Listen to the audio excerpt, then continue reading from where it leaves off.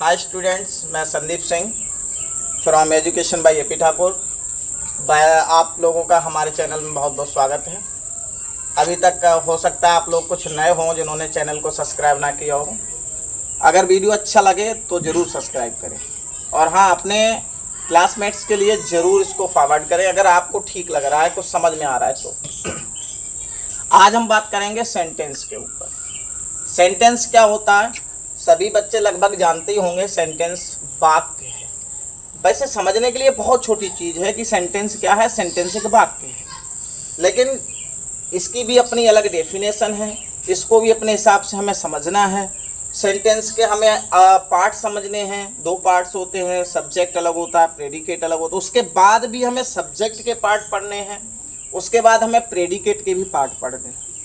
और आप लोग जानते होंगे अगर सब्जेक्ट प्रेडिकेट के पार्ट हमें अच्छी तरीके से आ गए तो जो पंचुएशन वगैरह और रिवॉर्डिंग का काम आता है हाई स्कूल बोर्ड एग्जाम में, वो बहुत आसान हो जाता है। चुटकियों में आप उसे कर सकते हैं। कोई ऐसा हुआ इसमें इतना बड़ा इश्यू नहीं होता।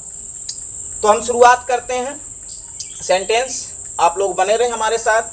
द सेंटेंस यानी सेंटेंस का मतलब क्या होता है? वाक्य। वाक्य क्या होगा? सबसे छोटी इकाई होती है, उसको हम लेटर बोलते हैं। जैसे हमने ए बी सी ये सब लिख दिया, ये क्या हो गया? ये लेटर हो गया।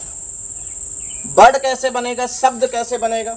अगर हम मान लीजिए CAT कैट, ये आपका एक शब्द है, एक वर्ड है, लेकिन इसी के लिए हम ACT कर दें, सॉरी ये तो बन जाएगा।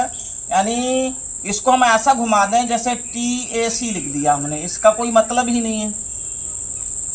कहने का मेरा मतलब यही है कि जो लेटर्स होते हैं उनका सही क्रम में लेटर्स को हम लिखेंगे जिनका कोई सेंस हो, कोई मतलब निकले। शब्द आप तभी उसको हम बोल सकते हैं। ये शब्द हो गया। इसी प्रकार से सेम कंडीशन आपकी रहती सेंटेंस में। ऐसा नहीं कि अगर हमने लिख दिया ए दिस कैट, ये कोई, इसको हम सेंटेंस नहीं कह सकते क्योंकि इसका कोई सेंस नहीं है। कोई इनको रीअरेंज सही ऑर्डर में नहीं किया गया है। इसको हम टेंस कब कह सकते हैं? सेंटेंस ये कहा जाएगा दिस इज अ कैट। हाँ, अब इसका सेंस आ रहा है। यह एक बिल्ली है। यहाँ क्या किया हमने? वर्ड्स जो हमारे शब्द हैं, शब्दों को हमने एक सही क्रम में लगा लिया और उनका हमें अर्थ मिल रहा है, सेंस समझ में आ रहा है। तो ये आपका हो गया एक सेंटेंस। तो अब इस सेंटेंस को हम विद डेफिनेशन के कैसे समझेंगे, इस चीज को आपने क्लियर कर लिया होगा। अब सीखते हैं डेफिनेशन से। डेफिनेशन क्या होती है सेंटेंस की? A group of words which makes a complete sense is called sentence. जैसा कि अभी मैंने बताया, शब्दों का एक समूह, बहुत से शब्द हों और जिसका एक कंप्लीट सेंस निकले, कोई अर्थ निकले। जैसे दिस इज ए कैट, ये क्या है? क्रम अच्छा है, सही क्रम है, अर्थ निकल रहा है, एक बिल्ली है।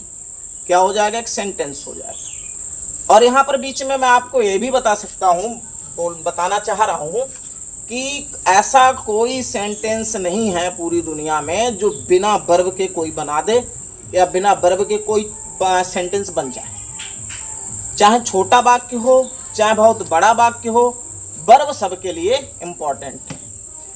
जैसे छोटा वाक्य कोई ले लो, स्टॉप, स्टैंड अप, ये क्या है? ये स्वयं वर्ब है। मतलब बिना वर्ब के यूज करे हम किसी भी वाक्य को नहीं बना सकते। पहली चीज याद रखेंगे। डेफिनेशन समझ में आ गई। शब्दों का सही क्रम, ऐसे शब्द यानी शब्दों का एक समूह जो सही क्रम में व्यवस्थित किया गया हो, जिसका अर्थ निकल रहा हो, सेंटेंस कह सकते हैं। जैसे शी इज माई सिस्टर, वह मेरी बहन है। दैट इज ए कैट, वह एक बिल्ली है। अगर इसको हम ऐसे लिख दें इज दैट ए कैट या इज कैट दैट ए, क्या मतलब है? कोई मतलब नहीं है, कोई अर्थ नहीं निकला, तो इसको हम सेंटेंस नहीं कहेंगे क्योंकि इन शब्दों को हमने सही क्रम में नहीं लगाया। सिंपल सा है। अब यहाँ तक तो क्लियर हुआ होगा कि सेंटेंस आखिर होता क्या है। अब हम बात करेंगे पार्ट्स ऑफ सेंटेंस की। इसे समझना बहुत ज़रूरी है। सेंटेंस चाहे छोटा हो चाहे बड़ा हो, इसको हम क्या कहेंगे? सेंटेंस को हम दो पार्ट में बांटेंगे। सेंटेंस के दो पार्ट होते हैं, उनमें सबसे पहला पार्ट होता है आपका सब्जेक्ट, जैसे हम कर्ता कहते हैं, जो कार्य को करने वाला होता है, और प्रेडिकेट होता है जिसे हम विधेय बोलते हैं। दो पार्ट्स में किसी भी सेंटेंस को हम बांट सकते हैं। हालांकि अभी मैं आगे तुरंत आपको बताऊंगा कि सब्जेक्ट में क्या क्या आता है, सब्जेक्ट के भी पार्ट होते हैं, और प्रेडिकेट में क्या क्या आता है, यानी प्रेडिकेट के भी पार्ट होते हैं। अभी हम केवल एक सेंटेंस को दो भागों में बांटना सिखा रहे हैं। सब्जेक्ट अलग हो गया, प्रेडिकेट अलग हो गया। मोस्टली वाक्यों में क्या होता है, जो वर्ब होती है, वर्ब के साथ वाला जितना पोर्शन बचता, अधिकांश वाक्यों में उसको हम प्रेडिकेट कह सकते हैं। जैसे इज, यहाँ से आपका समझ लो वर्ब या हेल्पिंग वर्ब शुरू हो गई, ये आपका हो गया पी फॉर प्रेडिकेट, ये पी फॉर प्रेडिकेट। इधर जो बचा आपका वो सब्जेक्ट। अधिकांश यही करते हैं बच्चे, इसमें थोड़ी मिस्टेक हो सकती है, इस आपको वाक्य की स्टार्टिंग में ही मिली। इस चीज को बहुत ध्यान से समझेंगे। जरूरी नहीं कि सब्जेक्ट आपको वाक्य के बीच में ही मिले, इसको बहुत ध्यान रखेंगे। इसीलिए मैंने ये तीन वाक्यों को छांटा। ये बहुत समझने के लिए तीन वाक्य बहुत बड़ी चीज है। जैसे देयर गोज द चाइल्ड, इस वाक्य में अगर हम आपसे सब्जेक्ट पूछे तो हम देयर को सब्जेक्ट नहीं बना सकते इनके अकॉर्डिंग, कि यहाँ से देखो वर्ब शुरू हो गई, इसको प्रेडिकेट कर दें, इसको सब्जेक्ट कर दें, गलत हो जाएगा। यहाँ क्या है, द चाइल्ड लास्ट में है, यानी कि सब्जेक्ट आपको वाक्य के स्टार्टिंग में, सब्जेक्ट आपको वाक्य के लास्ट में भी मिल सकता है। There is an apple in the basket, subject आपको वाक्य के बीच में भी मिल सकता है।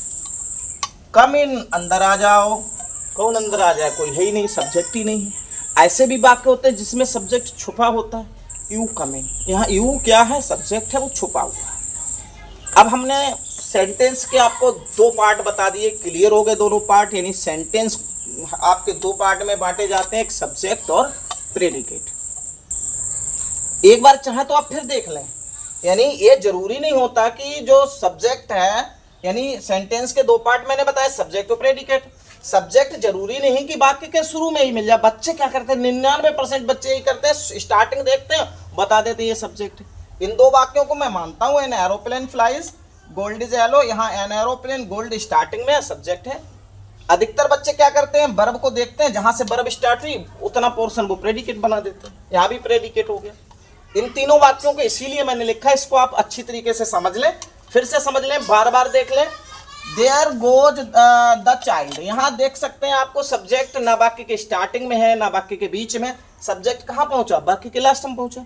सेंटेंस के लास्ट में भी सब्जेक्ट हो सकता है। There is an apple in the basket, इसमें आपको स्पष्ट दिखाई दे रहा होगा, सब्जेक्ट जो है वाक्य के बीच में भी आ सकता है।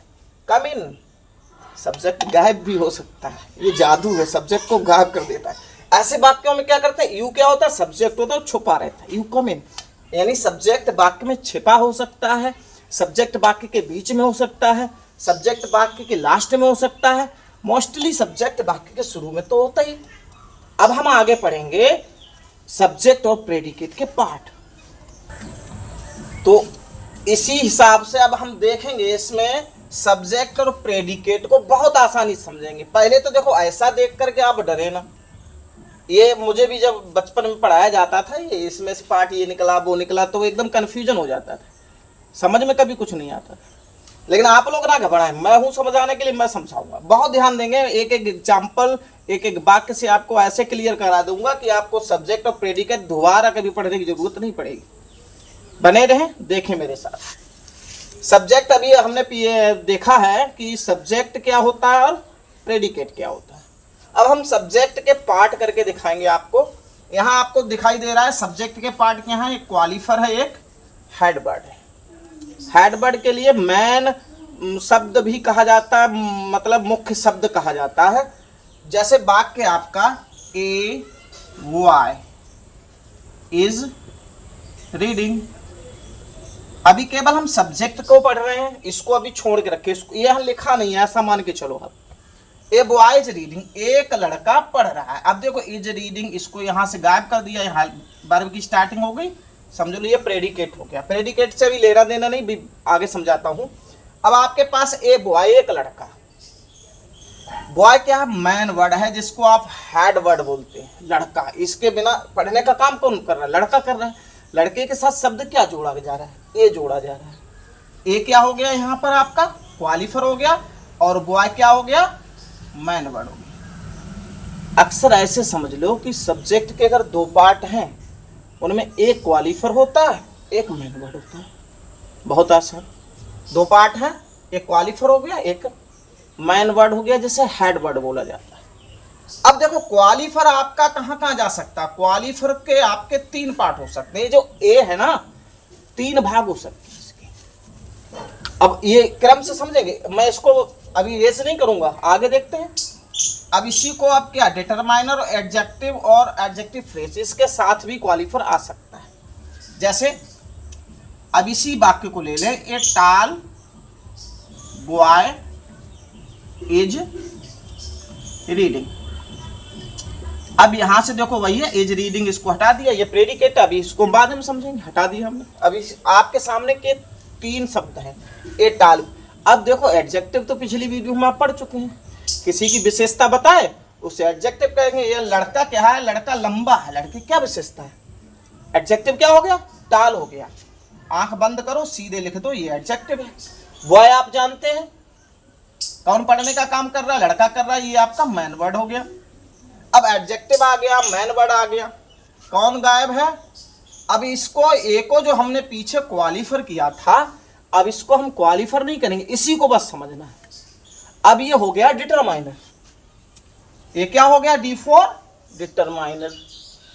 ऐसे याद रखो, क्यू फॉर क्वीन याद रखो, क्वीन हमेशा अकेले आती है। देखो ये क्वीन है, अकेले आई मैन वर्ड के साथ। मुख्य जो शब्द है राजा है, उसके साथ क्वीन क्या होता है, अकेले आती है। मैन वर्ड यानी राजा के और इसके बीच में कोई और आ जाए तब क्वीन नहीं रही, रानी नहीं रही, अब यहाँ पर दो लोग हो गए तो क्या हो गया, डिटरमाइनर हो गया। बस इतना अंतर याद रखना, बाकी मैं क्लियर करा दूंगा। अगर मैन वर्ड के साथ अकेला कोई शब्द है, दिस दैट इस टाइप के अगर शब्द आते हैं, दिस बॉय दैट बॉय, इस प्रकार से, तो वो क्वालिफर रहेगा। दिस टाल बॉय, या फिर किसी और की विशेषता बताते हुए, मैन वर्ड की विशेषता बताते हुए यहाँ कोई वर्ड आता है, तब वो क्वालिफर नहीं होगा, तब हम उसको डिटरमाइनर बोलेंगे। जो विशेषण के लिए हम एडजेक्टिव बोल देंगे, ये मैन वर्ड हो जाएगा। तीन चीजें क्लियर हो गई। अब ये कौन सी वाला है एडजेक्टिव फ्रेज, ये कहाँ आएगा।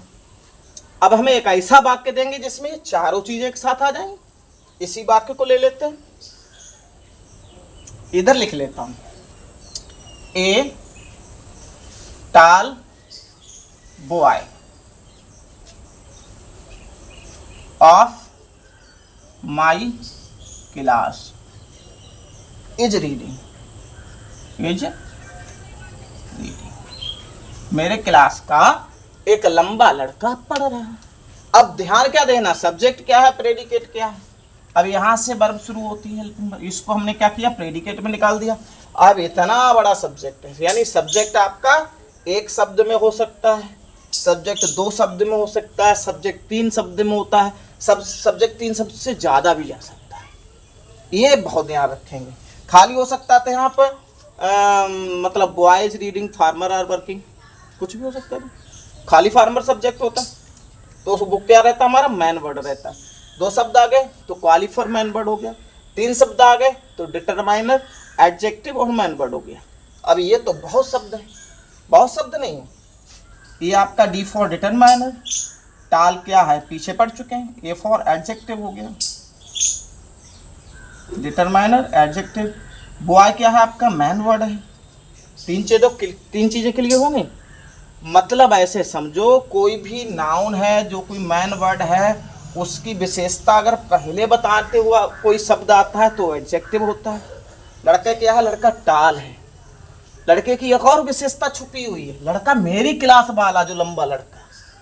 दो विशेषता होगी, लड़का एक तो लंबा है, एक लड़का क्या है, मेरी क्लास वाला। लड़के तो लंबे बहुत हर क्लास में, लेकिन मेरी क्लास वाला। डबल विशेषता बताई जाए, मैन वर्ड से पहले विशेषता बताई जाए एडजेक्टिव, और मैन वर्ड के बाद विशेषता फिर जुड़ी हो एडजेक्टिव फ्रेज।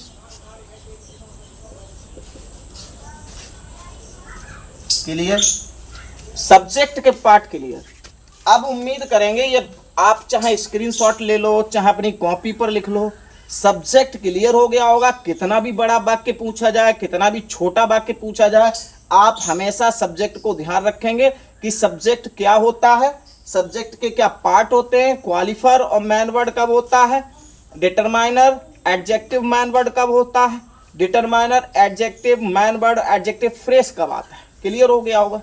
अब हम पढ़ेंगे प्रेडिकेट को। अब बात करते हैं इसी लय में, इसी एनर्जी के साथ, स्ट्रेस नहीं लेना है, ऐसी कोई चीज नहीं बचेगी जो आपको क्लियर नहीं होगी। अब बात करते हैं प्रेडिकेट की। मतलब ये पढ़ाना जरूरी क्यों है, जब तक ये नहीं सीखेंगे हम कुछ कर ही नहीं सकते आगे ग्रामर में। इन चीजों को समझना बहुत जरूरी है। तो अब प्रेडिकेट को लो, आप देख लें, प्रेडिकेट के 3 पार्ट दिए गए हैं, वर्ब दी गई है, ऑब्जेक्ट दिया गया है और कंप्लीमेंट दिया गया है। एक वाक्य भी हमने आपको सामने रखा हुआ है, Kunal helps me in my work. समझ लो, अब हमने सब्जेक्ट को क्या किया, सब्जेक्ट को छोड़ दिया, सब्जेक्ट के पार्ट हमने पढ़ लिए। कुणाल क्या हो गया, सब्जेक्ट हो गया, इसे हटा दो। अब आपके पास हेल्प्स मदद करता है, मी मेरी, इन माई वर्क मेरे काम में, ये क्या हो गया, बी फॉर वर्ब, किसकी मदद करता है, मेरी, ये क्या हो गया, ऑब्जेक्ट। इन माई वर्क क्या हो गया, वाक्य को पूरा करने वाले को हम कहेंगे पूरक यानी कि कंप्लीमेंट। अब Kunal helps me in my work, इस वाक्य के माध्यम से 3 चीजें क्लियर हो गई कि वर्ब क्या होता है, ऑब्जेक्ट क्या होता है और कंप्लीमेंट क्या होता है। अब हम देखेंगे, हमने क्या देखा, अब हमने ऑब्जेक्ट के पार्ट देखे, इनडायरेक्ट ऑब्जेक्ट देखा, एक डायरेक्ट ऑब्जेक्ट देखा। इसको समझ लो, बहुत आसान हो जाएगा। और खासकर रीअरेंज में तो बहुत ज़्यादा ऑब्जेक्ट का यूज पूछा जाता है टू लगा करके। हाई स्कूल की ऐसी कोई परीक्षा नहीं, ऐसा कोई हर वर्ष जाता ही नहीं जिसमें ऑब्जेक्ट को टू लगाकर ना पूछा जाए। जैसे पहले हम ये समझ लें कि डायरेक्ट ऑब्जेक्ट क्या होता है, इनडायरेक्ट ऑब्जेक्ट क्या होता है। जैसे अमित गेव मी ए पेन, अमित ने मुझे एक पेन दिया। अमित कौन है, सब्जेक्ट है, हटा दो, ये पढ़ लिया मैंने, सब्जेक्ट के पार्ट पढ़ लिए। गेव क्या हो गया, वर्ब होगी, वर्ब होगी। किसे दिया, कलम, मी मुझे दिया, ये क्या हो गया, ऑब्जेक्ट हो गया। क्या दिया, कलम दिया, किसे, क्या, अगर ऐसी चीजें बोलने पर, अब इसमें 2 ऑब्जेक्ट हैं, किसे कलम मिला है, मुझे क्या मिला है, कलम मिला है, 2 ऑब्जेक्ट हैं आपके सामने। लेकिन अब इनको हम कैसे पहचानेंगे, डायरेक्ट ऑब्जेक्ट क्या है, इनडायरेक्ट ऑब्जेक्ट क्या है। अब जैसे दी जाने वाली चीज, ये मार्कर मान लीजिए मैंने आपको दे दिया, तो ये चीज दी जा रही है, आपके पास पहुंच रही, डायरेक्ट पहुंच रही है। तो जो चीज दी जाती है वो डायरेक्ट ऑब्जेक्ट। मी मुझे क्या मिला, पेन मिला, इसको हम डी फॉर डायरेक्ट, ओबी मतलब ऑब्जेक्ट, ये क्या होगा आपका डायरेक्ट ऑब्जेक्ट। और एक और याद रखेंगे, डायरेक्ट ऑब्जेक्ट लिविंग थिंग्स भी हो सकती है, direct object non living things भी हो सकती है। पेन दिया, कोई मुझे कबूतर दे सकता है, कोई मुझे घोड़ा दे सकता है, कुछ भी दे, यानी लिविंग बींग्स भी हो सकती हैं, सजीव भी और निर्जीव भी। लेकिन जो ग्रहण करता है, जो प्राप्त करता है, जिसे चीज मिलती है, वो हमेशा आपका इनडायरेक्ट ऑब्जेक्ट रहता है। मुझे मिला है, क्या मिला है, कलम मिला है, ये आपका इनडायरेक्ट ऑब्जेक्ट। क्लियर हो गया होगा। मतलब अब डायरेक्ट ऑब्जेक्ट और इनडायरेक्ट ऑब्जेक्ट कभी नहीं भूलोगे। लेकिन बोर्ड में कैसे घुमाया जाता है, इन्हीं शब्दों को वो घुमा करके इनमें टू और बढ़ा देते हैं कि अब उनको अरेंज करिए, रीअरेंज करिए, सही क्रम में लगाइए। अगर टू दिया है तो इनडायरेक्ट ऑब्जेक्ट को आखिर में पहुंचा दो, उससे पहले टू लगा दो। मतलब इनडायरेक्ट ऑब्जेक्ट वाक्य के बीच में ही आता है। अगर इसका यूज हम आखिर में करना चाहते हैं तो हम इसको बिना टू के यूज नहीं कर सकते। इसी वाक्य को देखो हम दूसरी तरीके से लिख रहे हैं, जैसे Amit gave a pen to me. Clear हो गया। मतलब जो है इनडायरेक्ट ऑब्जेक्ट अगर आखिर में जाएगा, इनडायरेक्ट ऑब्जेक्ट आखिर में जाएगा तो आपको क्या ध्यान रखना है, ये बहुत ध्यान रखना है। इसको कई बार पूछा गया एग्जाम में। इनडायरेक्ट ऑब्जेक्ट आखिर में जाएगा तो टू का यूज करेंगे, और आपका जो डायरेक्ट ऑब्जेक्ट है वो पहले आ रहा है, तो इससे पहले हमें कोई टू का यूज नहीं करना। बाकी वही है, केवल क्या किया, इनडायरेक्ट ऑब्जेक्ट को आपने लास्ट में कर दिया। थोड़ी सी चीज छूट रही है, ऑब्जेक्ट इन्फिनेटिव और ऑब्जेक्ट जीरंड छूट रहा है। तो जीरंड वीडियो समय मिला तो मैं बना दूंगा। अगर आईएनजी लगा हुआ है साथ में तो ऑब्जेक्ट जीरंड होता है, और वर्ब से पहले टू लगा हो तो आपका इन्फिनेटिव ऑब्जेक्ट होता है। समय मिला तो ज़रूर, अगर ये वीडियो अच्छी लगी हो, उनका यूज अगर आप पढ़ना चाहते हैं तो आप कमेंट बॉक्स में बताएं, उन पर भी मैं वीडियो बना दूंगा। इनको बहुत ध्यान रखेंगे, सही से पढ़ेंगे और अच्छी तैयारी करेंगे। अच्छे मार्क्स तभी आएंगे जब आप बेस को कवर करके चलेंगे। ऐसा नहीं है कि यूट्यूबर्स तमाम, मैंने ऐसी वीडियोस देखी 5 मिनट में कैसे परीक्षा पास करें, पूरी साल घूमते हैं, यानी 15 दिन में कैसे एग्जाम की तैयारी करें। ये सब बकवास होती है। अगर आप अपना बेस कंप्लीट करके चलते हैं तो हमेशा आप फायदा में रहेंगे।